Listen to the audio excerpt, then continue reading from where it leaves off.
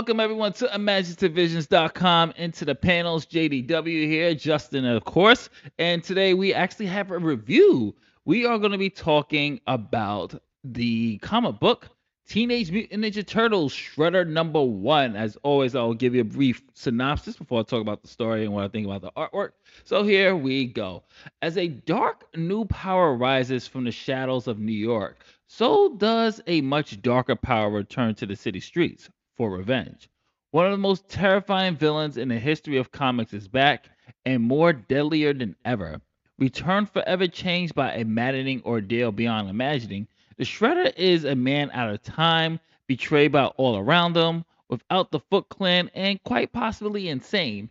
When one of his former Foot prodigies formed their own rival clan, with designs on New York, and recovering Shredder must quest deep into the criminal underworld where enemies, both old and new, will discover what defiance will bring them at the end of the Shredder's blades. And this was really good. The Turtle comics for me have always been just on fire. I mean, especially with Ronin and just the recent arcs that's been happening, in which I'll get down later on into details with that eventually on the channel on the website. But I will have to say that Shredder #1 does a great, amazing job of really, I'm not gonna say humanizing Oroku Saki, but it does fall into the fallen samurai, fallen warrior, fallen ninja that has to reclaim his honor after a defeat. And that's where this arc is really setting off of. And I think they did a really good job of really establishing that.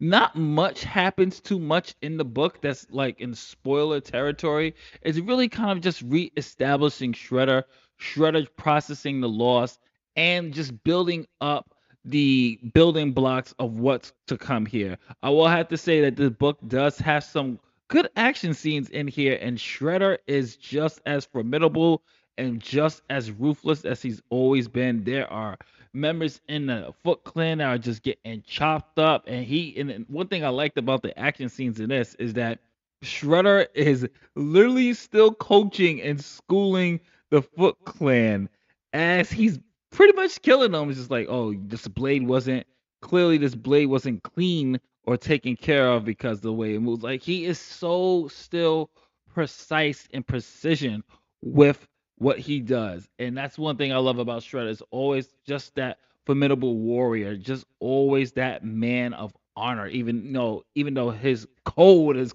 really messed up. But they did a good job of really just building up, and they also had these agents that Shredder's going to be working for, this agency, and his former prodigy Rhea looks like she's going to be a formidable foe. They do have a fight. Not going to tell you who won, but they did have a fight in this. But overall, I'll have to say that the story is doing a good job, and I'm actually going to keep reading it. It kept me interested. Art style is really good as well. Love the art style in this. The nice use of colors, the details in this, man, is just gorgeous. The actions, the facial expressions, the blood, the details. Just this one panel shot where you see Shredder when he's in another dimension and he's bleeding, he's leaking, he's hurt. It is just beautiful because you can see the shine in the armor. And that is just a lot of attention to detail. So credit to the artist for that. But overall, my friends, I still don't have a rating yet for the comic book, so I'm just gonna say this. Definitely pick this one up. Highly enjoyable, especially if you're a Ninja Turtles fan. Check this one out. This is Justin from imaginativevisions.com. If you like what we do here, don't forget to like, share, subscribe, hit that notification bell, and I'll catch you on the next Into the Panels later days.